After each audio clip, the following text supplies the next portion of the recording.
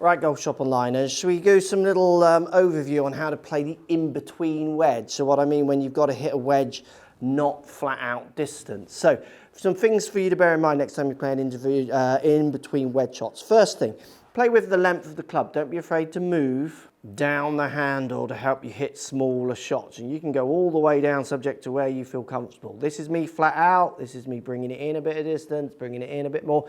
And you feel, doesn't have to be regimented how far down you come. So I'm going to just come down an inch because I want to take, say, 10 yards off this wedge. Next thing I'm going to do is play with width for stance. So my flat out wedge might be a certain width. As I start getting smaller and smaller in my wedge, I'll get fractionally narrower just to help me make a reduction in swing. The wider I stand, the more I feel I can make massive turns and smash it. The more narrow I am with my feet, the more I feel I can play little kind of feely shots. So again, that's something for you to play with. Just bring in that stance in fractional amounts as you're trying to take distance off. Might allow you just to calm the length of your arm swing down, calm the speed of the club down. Because that's what you're doing. You're trying to control the speed that you're applying the head to that ball.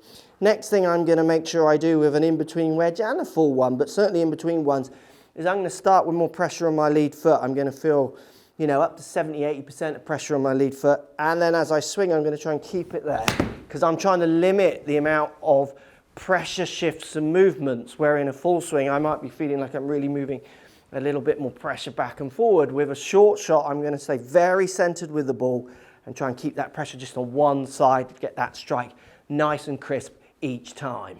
And then I'm going to play the same ideas with different lofts. So this is my 50, so I'm going to learn my patterns of short shots coming down the handle, playing with my stance, playing with my length of swing with a 50 as well as a 58 or whatever lofts I've got. And then I'm going to play with the length of my swing with how far, for me, my trigger, how far I turn my shoulders. So when my shoulders stop moving, my arms stop moving. So if I want to hit a small one, I'm just going to turn my shoulders a little bit. If I want to hit a fuller one, a little bit more. You could have clock face ideas, which is something that really resonates with students.